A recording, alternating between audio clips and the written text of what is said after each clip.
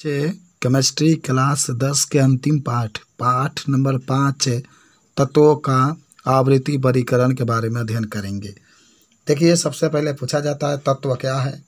तो आप बता सकते हैं कि तत्व वे होते हैं जिसको 2 या 2 से अधिक भागों में हम लोग नहीं बांट सकते हैं। यानी तत्व होता है जिसको 2 या 2 से अधिक भागों हम लोग नहीं बांट सकते हैं। देखिए, अब इसमें कुछ वैज्ञानिक आते हैं जो अपने अपने सिद्धांत तत्वों को या परमाणुओं को कैसे रखा जाता है उसके बारे में अध्ययन करते हैं हम लोग। तो पहला आते हैं डोबनाइरर का त्रिक सिद्धांत। देखिए, डोबनाइरर नामक वैज्ञानिक ने यह नियम 1817 ईस्वी में दिया था। इस नियम के अनुसार यदि 3 समान गुण वाले तत्वों को उनके परमाणु भार के बढ़ते हुए क्रम में रखें तो पहले तथा तीसरे का परमाणु भार का औसत दूसरे तत्व के परमाणु भार के बराबर होता है।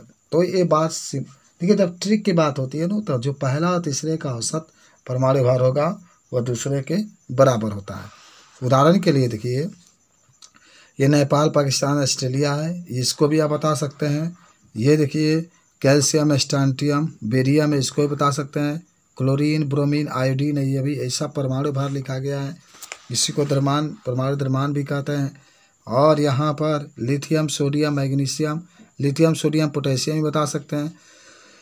लिथियम का 7 होता है, सोडियम का 23 होता है, पोटेशियम का 29 होता है। आप इसको जांच भी कर सकते हैं। आपने कहा है कि पहले और तीसरे का जो औसत होता है वह दूसरे के बराबर होता है। तो पहला का 7 है, तीसरा का 39 है, जोड़ेंगे तो 46/2, 23 = 23 आ जाता है।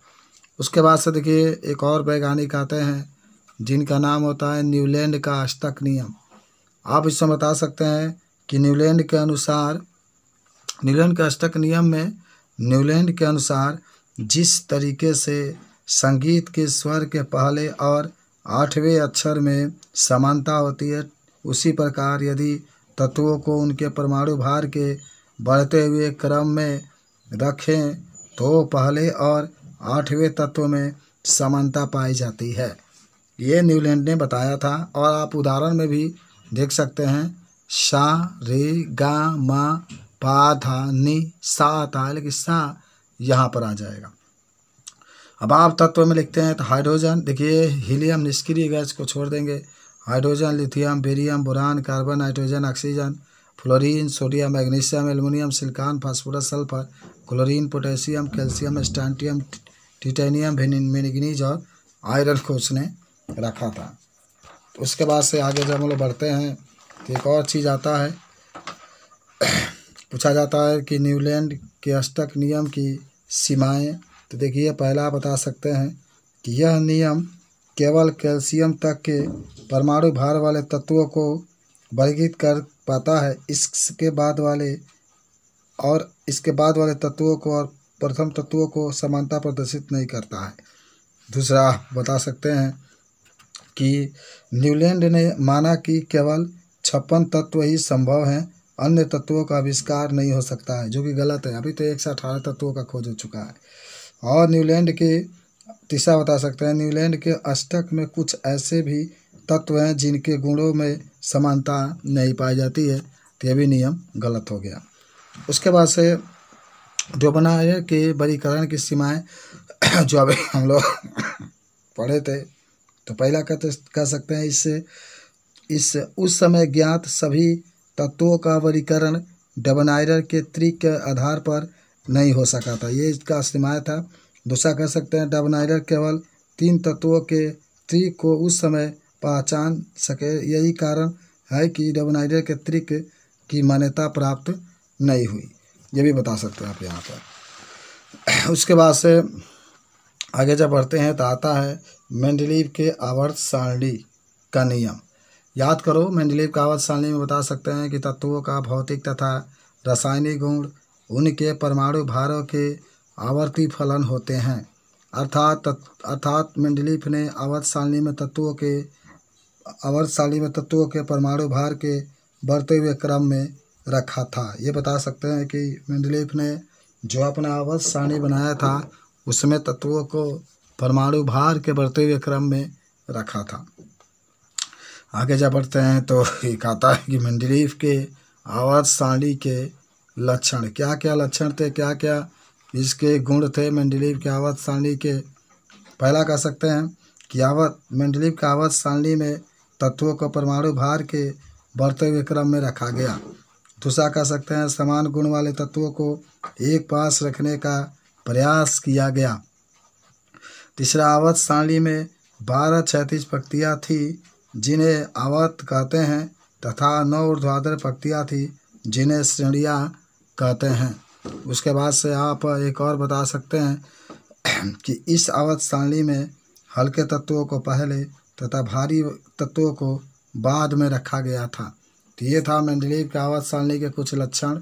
उसके बाद से मेंडलीव के आवर्त सारणी का महत्व या उपयोगिता, क्या क्या इसकी महत्व और उपयोगिता थी, आप इसको बता सकते हैं। देखिए, पहला में कि तत्वों का अध्ययन करने में, यानी मेंडलीव का जो आवर्त सारणी है आप उसका प्रयोग करके जो तत्व है उसका अध्ययन कर सकते हैं। दूसरा है तत्वों के परमाणु भार ज्ञात करने में, अर्थात मेंडलीव का आवर्त सारणी का प्रयोग करके किसी भी तत्व का हम लोग परमाणु भार भी ज्ञात कर सकते हैं।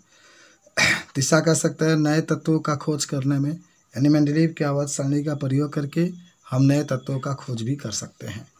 उसके बाद से आता है मेंडलीव के आवर्त सारणी के दोष। तो देखिए, दोष में आप बता सकते हैं, पहला तो आप बता सकते हैं कि वैज्ञानिकों के खोज के बाद ये तय हो गया कि तत्व का मूल गुण परमाणु क्रमांक होता है, परमाणु भार नहीं होता है।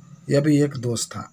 दूसरा, उसने ये कहा था कि अध्ययन के बाद कहीं कहीं भारी तत्वों को पहले और हल्के तत्वों को बाद में रख दिया गया था। ये भी उसका एक दोष था। तीसरा, नए तत्वों के लिए उचित स्थान भी नहीं छोड़ा था मेंडलीव ने, यह भी एक दोष था। चौथा आपका है हाइड्रोजन का स्थान निश्चित नहीं था, यह भी आपका दोष है। उसके बाद से मेंडलीव के संशोधित आवर्त सारणी के नियम और इसके बारे में हम लोग देखते हैं। तो तत्वों का भौतिक तथा रासायनिक गुण उनके परमाणु क्रमांकों के आवर्ती फलन होते हैं, अर्थात इसमें तत्वों को परमाणु क्रमांक के बढ़ते हुए क्रम में रखा गया था। देखिए, मेंडलीव ने जो अपना आवर्त सारणी दिया था उसमें अब थोड़ा सा बदलाव कर रहा है। जो बदलाव किया इसीलिए उसका नाम मेंडलीव के संशोधित आवर्त सारणी पड़ा। और मेंडलीव के संशोधित आवर्त सारणी में आप देख रहे हैं कि तत्वों का भौतिक तथा रासायनिक गुण उनके परमाणु क्रमांकों के आवर्ती फलन होते हैं। चलिए इसका लक्षण देखते हैं। मेंडलीव के संशोधित जो आवर्त सारणी है इसका हम लोग लक्षण देखते हैं। तो देखिए, लक्षण में आप पहला बता सकते हैं यहाँ पर कि प्रत्येक आवर्त में तत्वों का क्रम बढ़ते हुए परमाणु क्रमांकों के अनुसार है। दूसरा कह सकते हैं प्रत्येक आवर्त में बाएं से दाएं जाने पर तत्वों का गुणों में क्रमिक घटता हुआ बढ़ता हुआ परिवर्तन देखा जाता है। तीसरा बता सकते हैं कि एक ही वर्ग में या समूह में स्थित तत्वों के गुण जैसे संयोजकता, विद्युतीयतात्मकता अथवा ऋणात्मकता में समानता पाई जाती है। चौथा बता सकते हैं तत्वों का परमाणु क्रमांक उसका मौलिक लक्षण है जो तत्वों की विशेषता को व्यक्त करता है।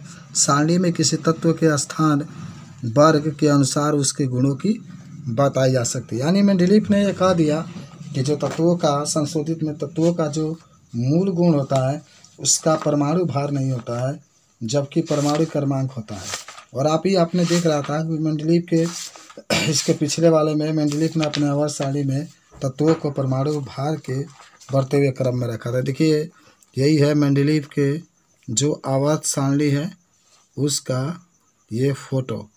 मेंडलीव के आवर्त सारणी है उसका ये दिखाया था किस तरीके से। देखिए, 1 2 3 4 5 6 7 8 9, ये 9 है, 9 इसके वर्ग हैं और 12 अगर आप काउंट करेंगे तो 36 पंक्तियाँ होती है मेंडलीव के आवर्त सारणी की। इस तरीके से मेंडलीव के आवर्त सारणी ने यह दिखाया था।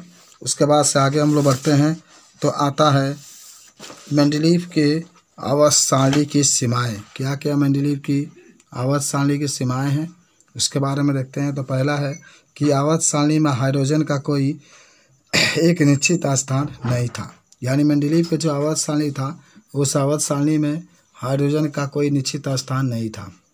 दूसरा, समस्थानिकों और समभारिकों को आवर्त सारणी में स्थान देने में कठिनाई थी, ये भी उसकी सीमाएं थी। तीसरा, अधिक परमाणु भार के तत्व को कम परमाणु भार के तत्वों से पहले रखा जाना, ये भी एक बात थी। उसके बाद से आता है जिसका नाम होता है आधुनिक आवर्त सारणी का नियम।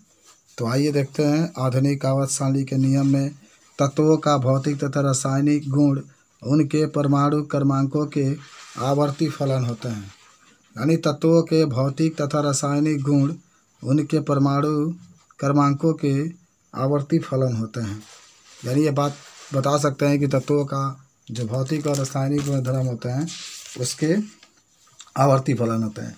यानी आधुनिक आवर्त सारणी में भी तत्वों को उनके परमाणु भार के बढ़ते हुए क्रम में रखा गया था। अब आइए आगे हम लोग बढ़ते हैं कि मेंडलीव के आवर्त सारणी के बाद जो आधुनिक आवर्त सारणी है उसके बारे में कुछ हम लोग अध्ययन करते हैं। तो देखिए आधुनिक आवर्त सारणी में आप बता सकते हैं, आधुनिक आवर्त सारणी का आप देख कर ही बता सकते हैं कि आधुनिक आवर्त सारणी में जो होता है ये आधुनिक आवर्त सारणी है। देख करके आप बता सकते हैं कि आधुनिक आवर्त सारणी इस तरीके से आपका है।